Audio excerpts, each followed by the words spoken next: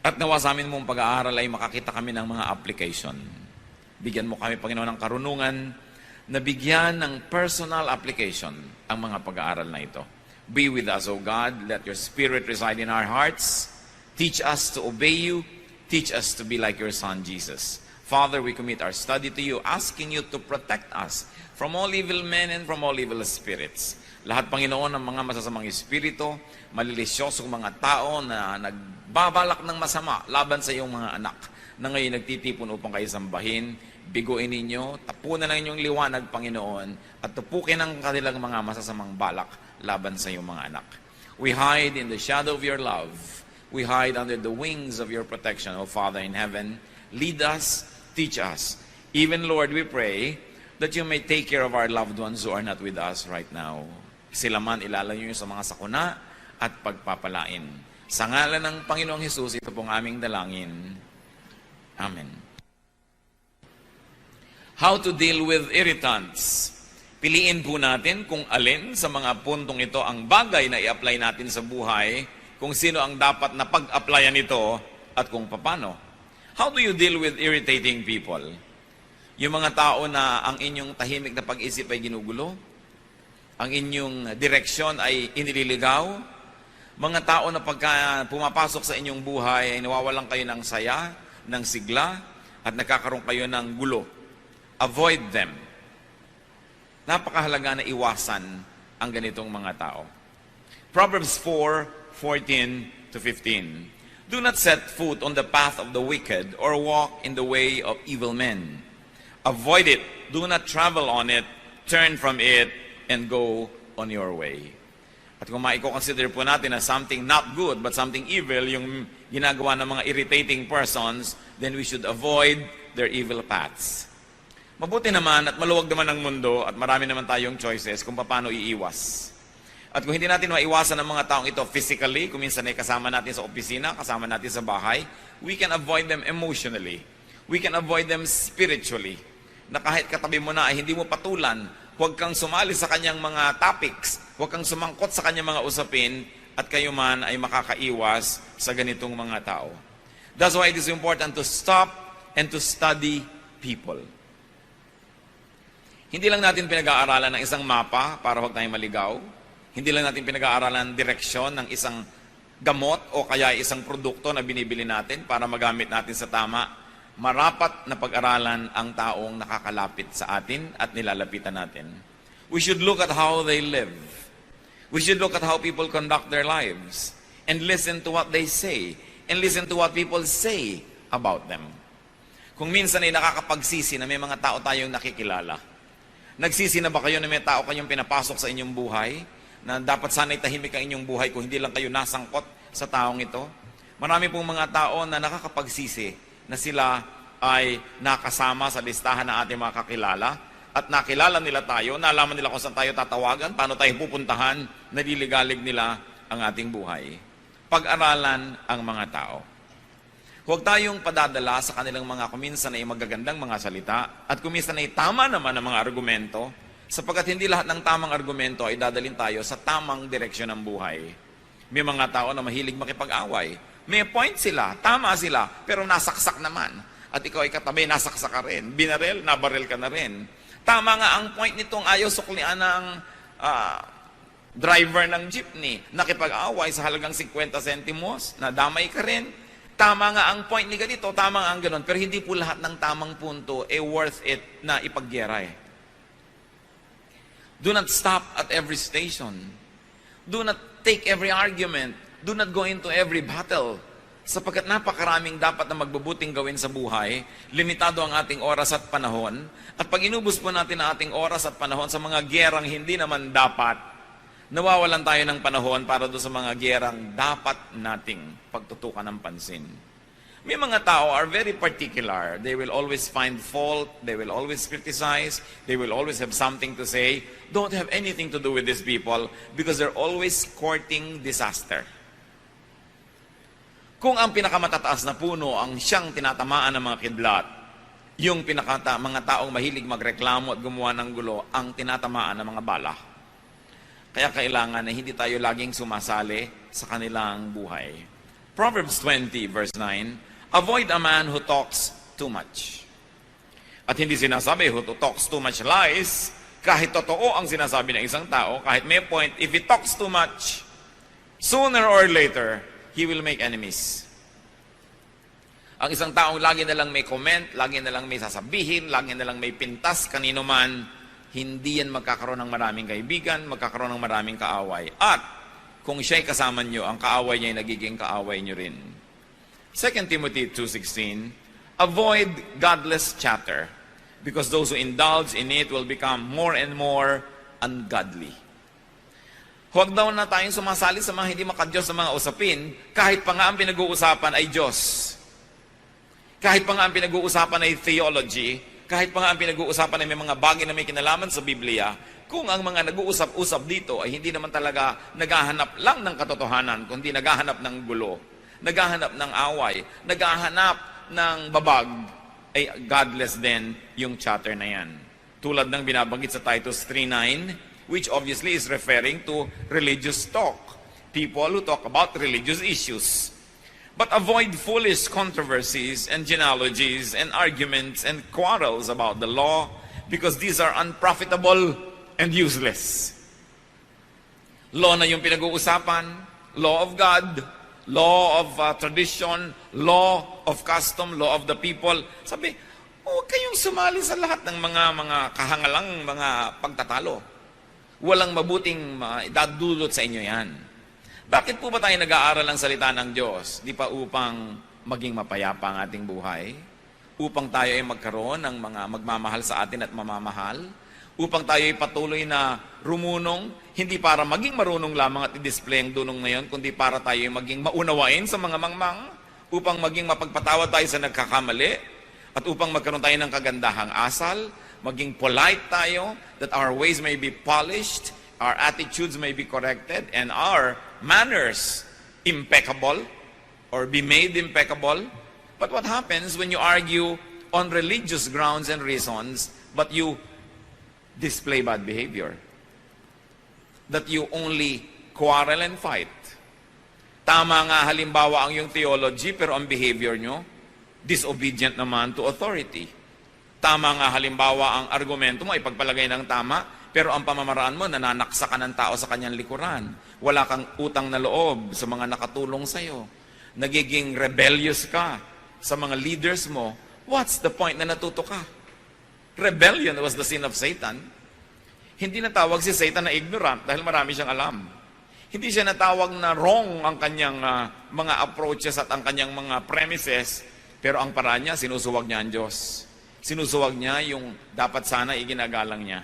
At alam niyo po, even in religious circles, there are many people, natuto lang ng konti, susuwagin ang kanilang Bible study teacher. Umaaten ng Bible study, hindi naman para matuto, para i-display ang kanilang alam, ipahiya ang teacher, at pasikatin ang sarili. Umaaten ng mga churches, hindi upang magpasakop at mag-improve ang character, kundi upang maghanap ng babag, patunayang mas magaling siya kaysa sa preacher o sa pastor. Yan ang mga dapat na iniiwasang kausapin. Avoid foolish controversies. Hindi sapat na mayroong magandang argumento, pinag-uusapan, saan ito uuwi? Saan pupunta ang usapang ito? Magkakagulo ba ang mundo? Mag-aaway-away ang mga tao? Masisira ang mga magagandang relasyon? Even Paul said, our knowledge is imperfect and our prophecy is imperfect. Paano mo aawayin ng isang tao sa kanyang paniniwala kahapon? Maaaring ang paniwala niya ay mag-improve at maiba next week. Paano mo aawayin ng isang tao sa theology niya last month o last year? Sapagkat yung theology na yun ay dynamic, patuloy na nahahasa, patuloy na na-fine-tune.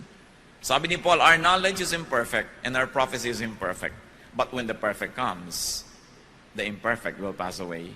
So bakit mo gegerahin yung imperfect kung imperfect man yun? Dahil kaya perfect ka at siya ay imperfect, kaya gusto mo siyang awayin. Kaya sabi, iwasan ninyo ang ganitong uri ng mga pakikipagtalo.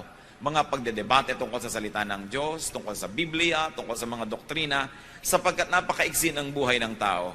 At sino ang nakararating sa puntong alam na niya ang lahat para sabihin niyang, ang paniniwala ko lang ang tama at ang paniniwala mo ay mali. Mahalaga na may paniniwala tayo. Mahalaga na may direksyon ang ating paniniwalaan. Subalit wala dapat maging palalo na mag-isip na alam na niya ang lahat ng tama. Therefore, dapat na siya makipag-away sa mga tao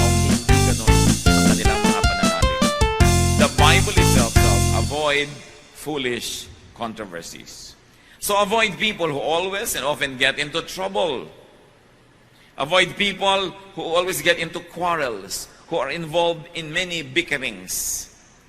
Kaya kung minsan, nagka-girlfriend ka na bungangera at palaaway, nadadamay ka. Inaway niya isang babae, yung boyfriend ng babaeng yun, inaway ka rin dahil ikaw ang boyfriend niya, gumulo ang buhay mo dahil sa babaeng ito. Kung minsan naman, tahimik na tahimik ang babae, ang naging nobyo mo ay basagulero, mahilig makipag-away, nadadamay at nadadamay ka. Proverbs 12:26, a righteous man is cautious in friendship, but the way of the wicked leads them astray. Ang taong matuwid ay maingat sa kanyang pakikipagkaibigan. Sapagkat pag tayo nagiging kaibigan ng sino man, ang ating resources ay nagiging resources niya. At kuminsan yun lang ating presence ay nagiging lakas ng loob niya para mag-isip na marami siyang kakampi. Kaya hindi agad-agad ibinibigay ang pakikipagkaibigang malalim.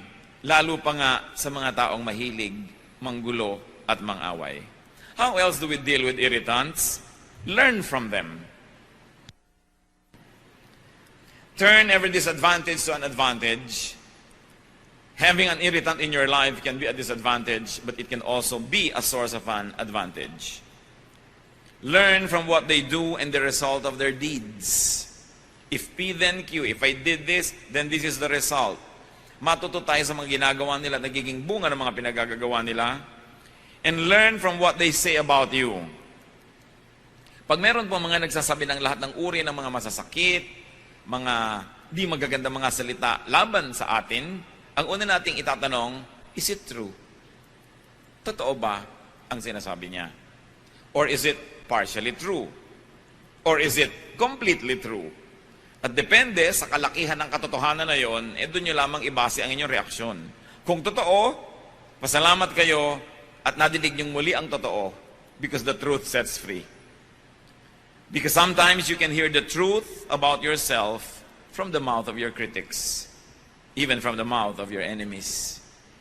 Kamisan yung mga taong nagmamahal sa atin, mga kaibigan natin ay nabulag na yan sa ating mga kapintasan, tinanggap na nila, minahal na nila tayo, so hindi na tayo matutuwid. Pero pag nakinig ka sa mga sinasabing kapintasan mo ng isang kaaway, lalo totoo, ang totoo noon ay magpasalamat ka at naaalala mo ang mga katotohanan hindi maganda tungkol sa iyong sarili, may benefit din yon. Bagamat masakit. Si David, yung kanyang commander na si Joab, siya ay kinriticize. David was criticized by his commander because David had a son, Absalom, who rebelled against him and who fought his army. At nung napatay ng army ni David, yung anak niyang si Absalom, ay pinagluksa ni David si Absalom, nagtampo ang kanyang hukbo. Sabi niya, at sa lagay pala, ipinagluksa niya yung kalaban natin na naman napatay natin. So mamabutihin pa niya na tayo ang mapatay ng anak niya na lumalaban sa kanya dahil ipinagluksa. True or not, valid or not, sumama ang loob ng kanyang mga hukbo at kinriticize ni Joab ang kanyang hari na si David. That kind of criticism was valid because the point being raised by these people was valid also. So what's important? Listen, study, and observe everything.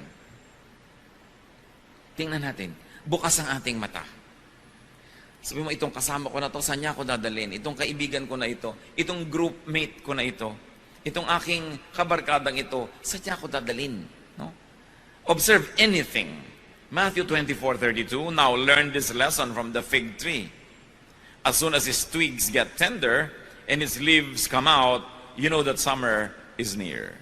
So pati mga ginagawa ng isang halaman, lumalabas ba ang dahon niya o hindi, ay dapat bantayan sapagkat yan ay maraming kahulugan at maraming relevant sa buhay ng tao. Kaya dapat inoobserbahan. At kung halaman na hindi naman niya kaya maglakad, ay inoobserbahan lalo ang tao na pwede maglakad, pwede magbuhat ng kanyang kamay laban sa inyo, pwede mag-convince sa inyo na dadaling kayo sa mali. Obserbahan lagi ang isang tao. Hindi lahat ng tao na napagkatiwalaan na natin ay patuloy na dapat pagtiwalaan. Kahit sa mga organisasyon. Maraming mga tao magsisimula, malinis ang hangarin, malinis ang gawa, malinis ang pamamaraan. Subalit oras na siya ay napagkatiwalaan na, di man niya balak nung una na maging marumi, sapagkat pinagkakatiwalaan na hindi na siya naitutuwid, hindi na siya nababantayan, hindi na siya na-check, nagsisimula na siya ngayong maging marumi.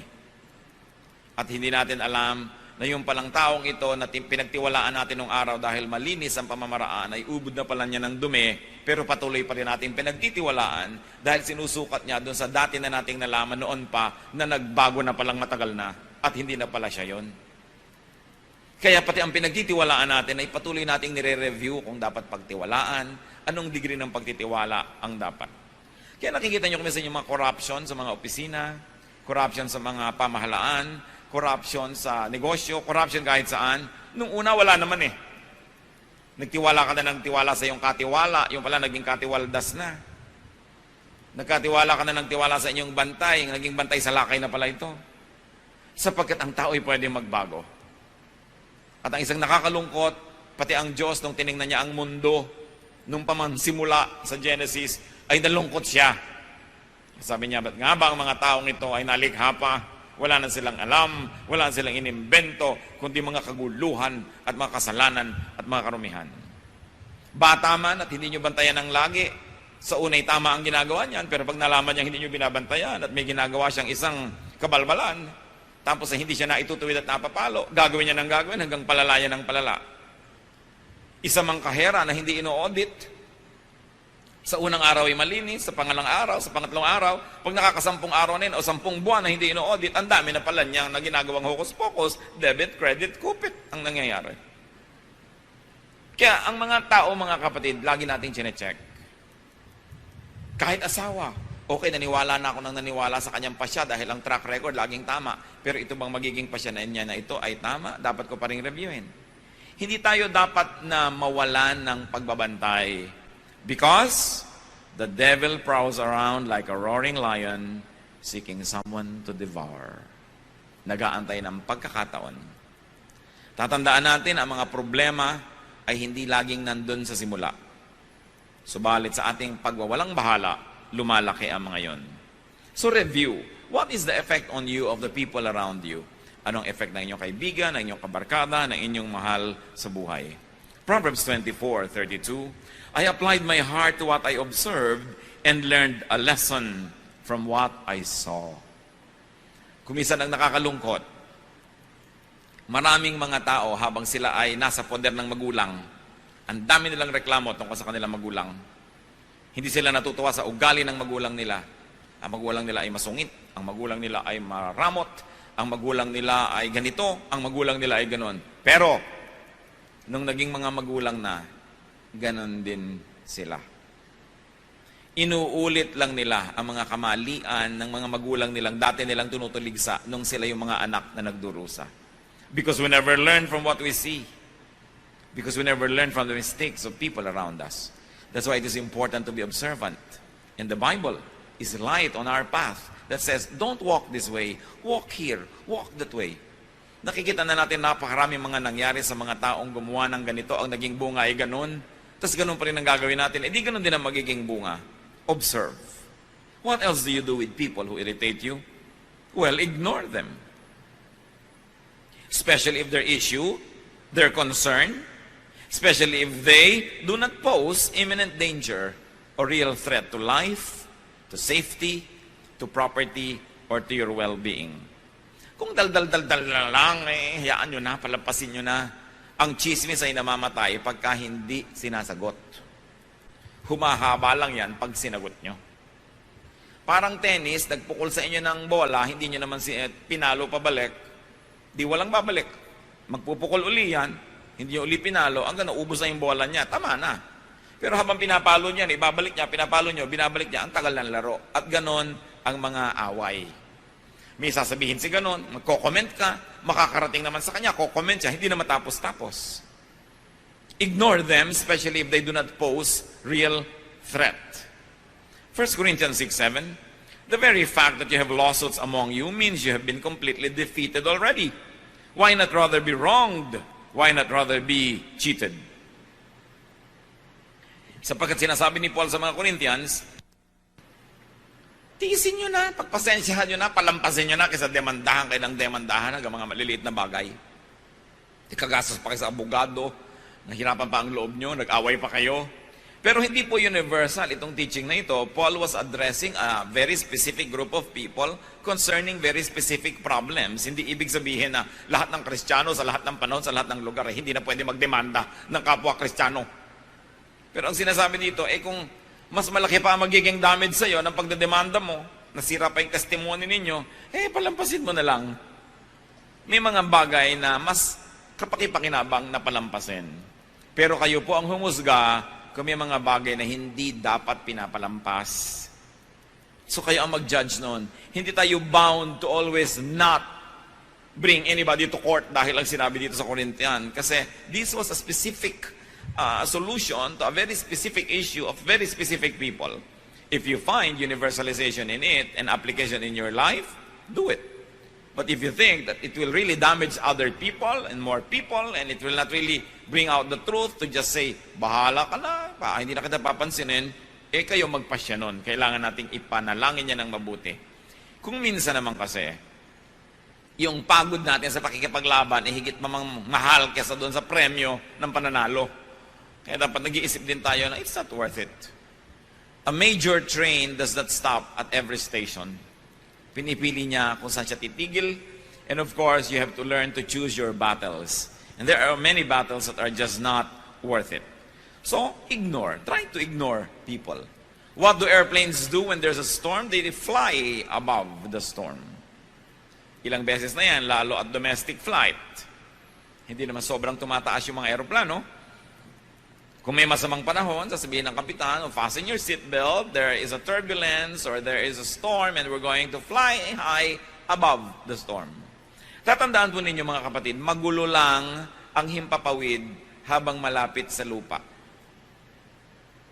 Madali lang bumagsak pag malapit ka sa lupa.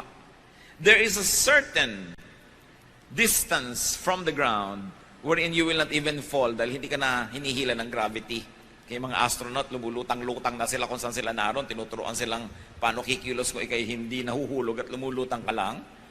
At maraming mga flight, nagkaka-turbulence lang yan pag nagla-landing o kaya pagka nagte-take off kasi malapit pa sa lupa. Pero pag mataas na mataas ka na, hindi ka na kayang abutin ng hangin. Mga kapatid, read the metaphor. Pagka ang spiritualidad natin ay napakalapit lagi sa lupa, abot na abot tayo ng lahat ng bagyo, lahat ng hangin. Binabangga-bangga ka ng mga ibon, ng mga saranggola, pati yata yung pag-i-stretch ng mga nag-exercise na abot ka na kasi ang baba mo. Pero kung mataas ang lipad ng iyong espiritu, di ka kayang abutin. Hinahayaan mo lang sila sa babang magkagulo, tahimik ka at payapa, tulad ng mga himpapawid na malayo sa lupa. When people are vexing, when people are always talking, and when people are always making trouble, fly above that storm. Have a space in your heart that cannot be reached by any kind of talk or trouble or intrigue. Then you can have peace wherever you go. Kung ang atin pong kapayapaan ay iaasan nyo sa kabutihan ng tao, hindi kayo magkakaroon lagi ng kapayapaan dahil maraming tao ay hindi mabuti. Kung ang kapayapaan natin ay iaasan nyo na kayo hindi pinagwiwikaan ng masama, hindi chinichismis, hindi pinipintasan, saan kayo pupunta para mangyari yan? Pero kung ang inyong kapayapaan ay nakaasa sa inyong pananalig sa Diyos, sa inyong pagkakilala sa inyong sarili, at sa inyong marunong na pagpapasya na nagsasabing, hindi ako paaabot ng ganon-ganon na lamang, lalo sa tao lamang na ito, tahimik ang inyong kalooban. Peace is something that you have inside of you. You must never depend on other people to hand it to you on a silver platter because they want your head on that silver platter. Huwag tayong umasa dyan. Proverbs 20 verse 3, it is to a man's honor to avoid strife, but every fool is quick to quarrel. Ang mga mararangal daw na tao at karangal-rangal kung sila ay umiiwas sa gulo. Pero ang mga hangal daw, madaling makilala, laging naghahanap ng gulo. Naghahanap ng argumento, naghahanap ng debate, naghahanap ng mga pagkakataon para mapatunayang magaling sila, na meron silang alam. Pero, tandaan nyo po, ang mga karunungang espiritual, ang tunay na dulot niyan sa buhay ay kapayapaan, kababaang loob, kabutihan, kagandahan ng asal, hindi kagaspangan, at hindi pagiging malaswa, o kaya hindi pagiging taksil, o kaya hindi pagiging walang utang na loob sa mga dapat tingnan at tanawan ng utang na loob. Yan ang karunungan ng mga hangal, gulo ang hinahanap. And even in religious circles, religious students or scholars or so-called theologians can also love to quarrel about teachings and ideas. And most of the time, they really only want to prove themselves. Kung minsan, estudyante, inaaway yung teacher. Siyempre, sisikat ka. Kung inaway mo ba si aling tekla dyan sa kanto, ay sisikat ka. Pero subukan mong awayin, halimbawa, ang isang senadora o presidente o artista, nasa dyaryo ka agad bukas. Kung ikay naging kerida ng isang tricycle driver dyan na hindi kilala, na 3 beses ka nang nanganak, hindi ka pa napag-usapan. Pero kung naging kerida ka ng asawa ng isang sikat, napag-usapan ka na agad. Even in religious circles, people try to be popular and famous by picking up quarrel with those already well-known. So hindi mo dapat bigyan ng pagkakataon. Marami pong mga tao, ganyan lang ang gusto sa buhay, magpasikat, patunayan na marami silang alam, at gusto nila sirain yung mga taong kinakainggitan nila. Yung mga taong gusto nilang maging, kung hindi nila matupad yon, hindi nila maging katulad, hindi nila madaig, sisirain nila yon, sapagkat yan ang kahulugan na mainggit. You want to destroy anything that is beautiful. I heard someone said, at natawa ako, sabi niya, don't hate me just because I'm beautiful. Baka gusto niyang sabihin niya sa mga nagagalit sa inyo nang walang dahilan, don't hate me just because I'm intelligent. Don't hate me just because I'm rich. Don't hate me just because I'm popular. Don't hate me just because you cannot be me. Pero marami pong ganong mga tao, huwag na lang patulan.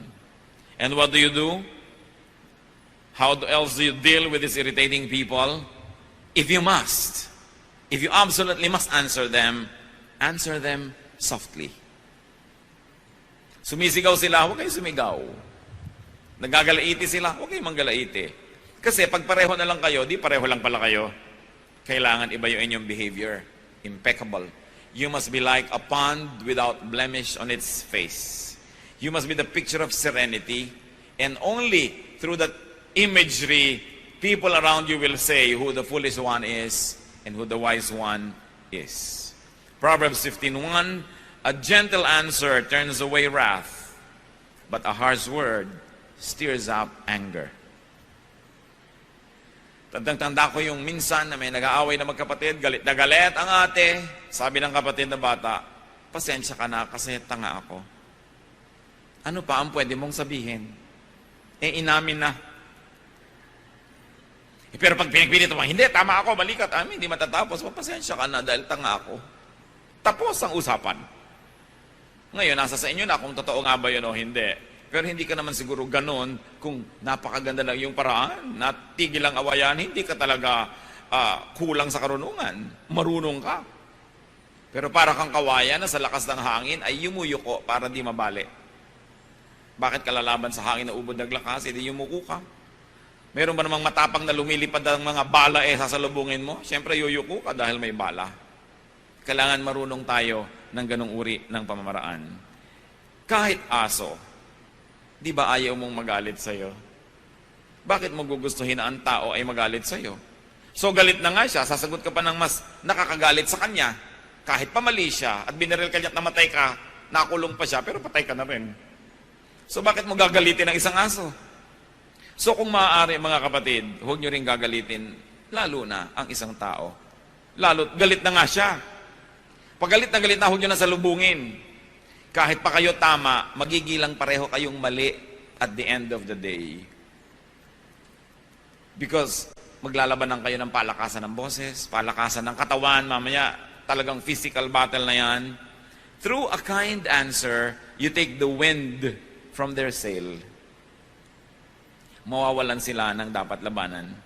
So, do not deal with an enemy when very angry. Either the enemy is very angry or you are very angry. It's not the time to settle scores. It's not the time to deal with an enemy. It's not the time to answer a difficult question. Because angry people suffer from momentary craziness. Nagkakaroon ng imbalance ang utak. And people become at least temporarily insane when they are very mad. At masisira ang lahat ng ating diskarte. Pag galit na galit ang tao, huwag niyong harapin, Pag galit na galit kayo, huwag kayong humarap. Magpalipas ng panahon. Ecclesiastes 7:9, do not be quickly provoked in your spirit, for anger resides in the lap of fools. Yan daw, nakakandong sa mga hangal, yung pagka mainitin ng ulo, pagka magagalitin. Anger resides in the lap of fools. So a wise person will not be easily provoked. Pinoprovoke ka na nga, hindi mo pa pinapatulan. Because that is a measure of your very well-polished humanity and spirituality. At kung minsan ginawang ka ng masama, dahil pinatulan mo't masama na rin ang iyong ginawa, nauna siya, nahuli ka, ang nakakalungkot nun, ikaw pa ngayon na nagsosorry. Naranasan nyo na ba yun? Ginawa kayo ng mali, pero sobrang mali ang reaksyon nyo sa maling ginawa niya, na pag tinimbang yun, mas mali na tuloy kayo pa ngayon nagsosorry. Samantalang kayo yung unang nasaktan at unang ginawa ng mali. So, avoid having to say sorry by not doing anything you will be sorry for. How else do you deal with irritants? When you can and it won't cost you so much, give them what they want. So, inggit na inggit ka sa buhok ko, halika, sa'yo na tong buhok ko. Gustong-gusto mo ang ganito ko, sa'yo na. Yun naman, kung hindi naman kayo sobrang malulugi, bigay nyo na. Matahimik.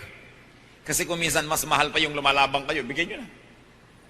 Romans 12:30, if your enemy is hungry, feed him.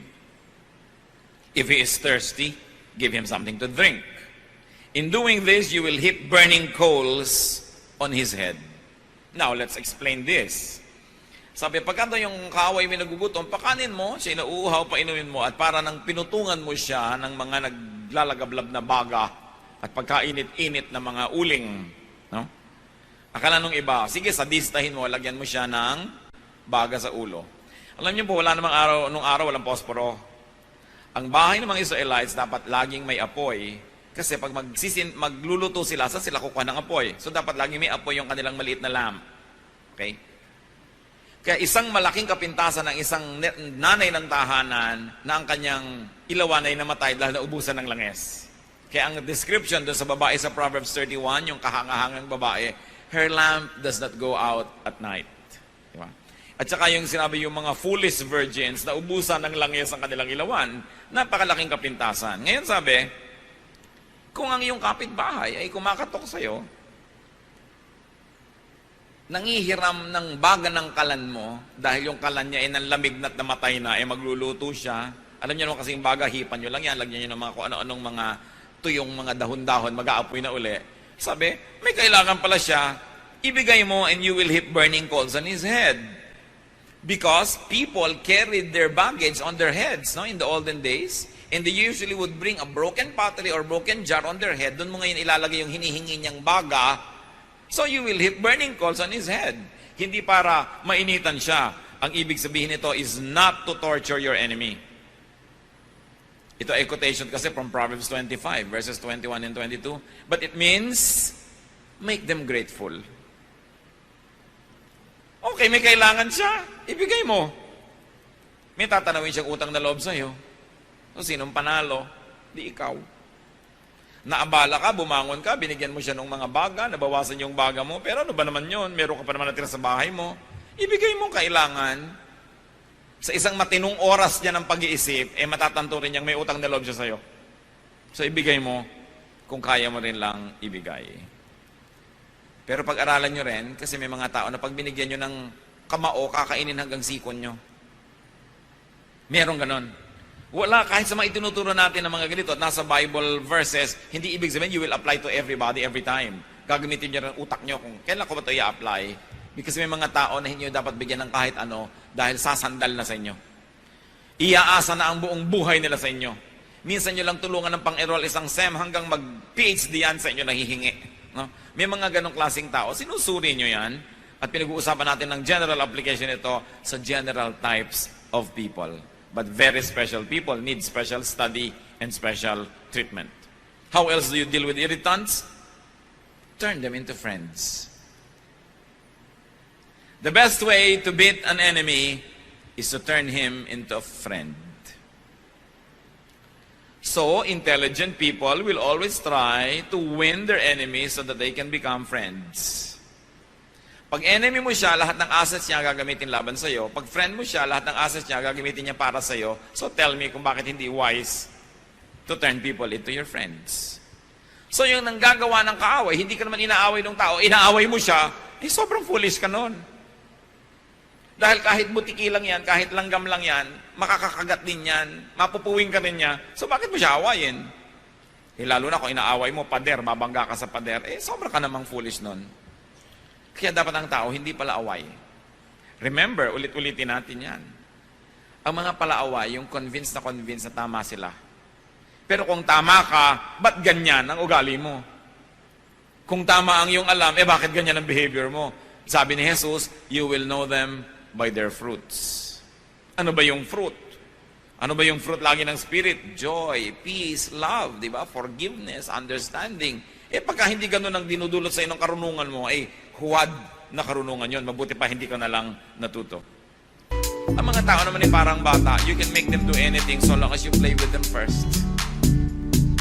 So bakit hindi ka muna makipagkaibigan? Ecclesiastes 10:11, if a snake bites before it is charmed, there is no profit for the charmer. So kailangan mapaamo mo muna, mapasunod mo muna yung ahas bago mo siya hayaang makatuklaw sa'yo. So yung mga tao rin, if sinutuklaw-tuklaw ka, why don't you charm them? It will be better for you. And many people are foolish for no reason at all. They choose to fight their fellow men. How else do you deal with irritants? Siyempre naman, pray for them. Yan ang wala kang katalo-talo dahil dinadala mo sa Diyos ang kaso mo. Pray for them. Matthew 5:44, love your enemies and pray for those who persecute you. Praying for people is profitable. Why? Because they can make us love them. Pag lagi mong ipinagpe-pray isang tao, layo yung tao kang inis ka, galit ka, mapapansin mo kapatid, nawabawasan na yung galit mo at mamaya nagkakaroon ka na ng simpatya na mamahal mo na yung tao. The quickest way to love somebody is to pray for them. But it's no guarantee that they will love you back. Okay? Pero yung ikaw mismo nagbubukas yung isip mo sa kanya, pray for them. And even if you don't fall in love with your enemy or your irritant, praying for people can give us relief.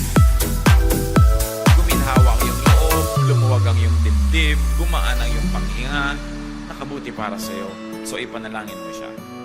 Philippians 4:6-7, in everything by prayer and petition, with thanksgiving, present your requests to God. And the peace of God, which transcends all understanding, will guard your hearts and your minds in Christ Jesus. So ipanalangin ang lahat-lahat. And finally, how else do you deal with irritants? Bless them. Bless them. 1 Corinthians 4:12, when we are cursed, we bless. Yan ang pinagkaiba ng mga anak ng Diyos. Sinusumpa ka, minumura ka nila, ang balik mo, pinagpapala mo sila. Ngayon, kung binura mo nila, binura ka, ba't ka palagi anak ng Diyos? Wala pala kayo.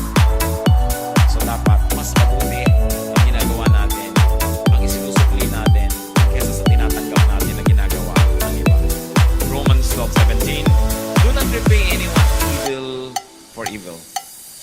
Be careful to do what is right in the eyes of everyone. Now, bless them because you're godly.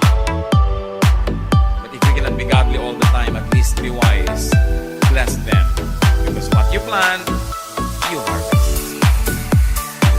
Kung hindi mo siya kayang pagpalain dahil sa kapahanalan ng iyong puso, pagpalain mo dahil wise ka. Dahil sinasabi sa Bible, Galatians 6:7, a man reaps what he sows. So may binless ka, di ang mapapala mo blessing. May inaway ka, may kinurse ka, di ang mapapala mo curse din. So be wise. Kaya ngayon ang aaway is a mark of foolishness. It's a mark of absolute foolishness. I remember one particular line I read way back in high school, and I couldn't remember who said or wrote it, but I'd like to share it with you. Do not bother yourself about a fair or stormy weather. Squalls or wind must sometimes whistle around. When people live together, some will smile and some will frown, but you need not mind them. Travel on as best as you can. Take them as you find them. Huwag niyong hayaan na ang inyong kaligayahan ay maging bihag ng ugali ng iba. Na kung pangit ang kanila ugali, ay lulungkot na kayo. Mawawalan kayo ng sariling orbit, mawawalan kayo ng sariling kapayapaan sa buhay. Decide to be happy. Decide to be peaceful in spite of the irritants around us. Think of people who irritate you. Think of people who bother you and anger you and apply to them ang mga pinag-usapan natin. Piliin nyo kalin ang pinakabagay. Avoid them. Learn from them. Ignore them. Answer them softly. Give them what they want. Turn them into friends. Pray for them. Bless them. Alin man dyan, hindi kayo mapapahamak. At dapat nating isipin, baka naman tayo ang irritant sa buhay ng iba. Magdamag na natin pinag-usapan kung paano tayo ginugulo ng iba, baka naman tayo ay nakakagulo rin sa ating kapwa. Aming Diyos, siyasatin niyo po kami. Kung paano po kami nakikitungo sa mga nanggugulo sa amin. At lalong-lalo, siyasatin mo kami kung kami ang nakakagulo sa iba. Tendency na namin, Panginoon, na laging sisihin ng iba kaysa ang sarili namin.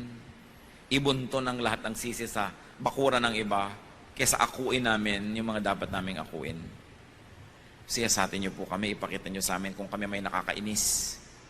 May ugali ba kami na nakakagulo, kakasira sa iba? O kaya naman, Panginoon, kung kami talaga ang laging ginugulo, ituro mo sa amin how to deal with them.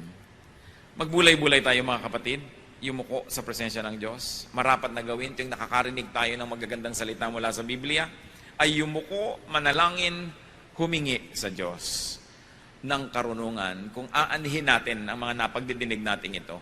Didinig natin ito. Didinig natin.